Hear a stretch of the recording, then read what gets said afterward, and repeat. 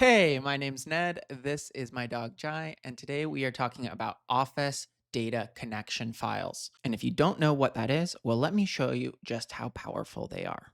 Here is an Office data connection file, and when I double click it, what it'll do is it'll open up Microsoft Excel, ask to make a connection, and when I click enable, it'll prompt me for my login and then connect automatically to a specific semantic model that I have predefined in the file. So, what's the big deal? Because some of you might be watching this video and you might be thinking, I can just click the Analyze in Excel button in Microsoft Power BI and get there automatically on my own. Well, if you're trying to roll out the use of a tabular model to a big organization, it's really hard to individually instruct everyone on how to navigate to a semantic model, how to click that Analyze in Excel button. And it's also really hard to design an Excel file that you can distribute around because you'll run into version control issues and someone will accidentally edit the Excel file and it just becomes a huge pain. So it's a lot simpler to just build out an Office data connection file. And what people can do is they can go and they can download that file. They can open it up on their own personal computer, and it'll automatically create a connection in a new Excel workbook without you having to tell them where to go or how to navigate to it. So, are you sold? Well, if you are, let's take a look at how they work. So, I'm going to go ahead and I'm going to minimize this Excel file, and then I'm going to go back to this Office data connection file. And as you can see, it has the ending ODC.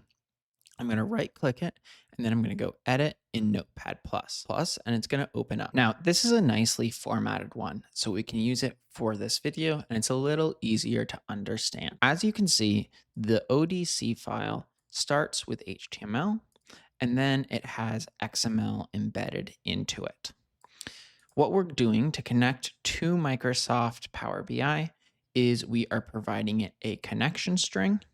We're providing it some command text. And by the way, you can switch out this model command text for a perspective and it'll direct connect to a specific perspective. We're giving it a connection name and then we're giving it a connection description. Now, I have broken this connection string into its individual components. And then I've taken those individual components and I've put them over here into this Excel file where I've defined what each one means. So the first command is saying that, hey, this is a multidimensional model that you need to connect to. The second command shows that we're going to be using Azure Active Directory to authenticate in. The persist security shows that it will retain the token, so that way it can stay connected. This connection string is basically the data set ID. So it's this 6A, 3 number ending in EF is the data set ID. The data source is the Power BI XMLA endpoint. The MDX compatibility basically ensures that it is going to be compatible with MDX queries. The safety options control the safe execution of the MDX. Then we're defining the MDX missing member mode. And then finally, the identity provider here is showing Excel where it can authenticate. So the login, Microsoft.com is the Azure AD URL. And then the analysis windows.powerbi.api is the audience that it's trying to get the token for. And then the client ID is the client application that for example, like Excel, that it's trying to use to authenticate into Microsoft Power BI. And then finally, the update isolation level 2 affects the concurrency lock.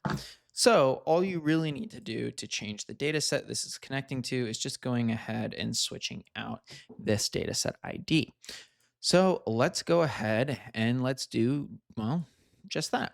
So here is a different Microsoft Power BI dataset. As you can see, it's sitting over here in dev, and it's actually the same one right here. So let's go ahead and let's switch that around. So I'm going to go over here and I'm going to select this Excel workbook. And as you can see, it has a slightly different dataset ID. So I'm going to go ahead, I'm going to grab that. And I'm going to go ahead and paste that right here. And then I'm going to delete this backslash.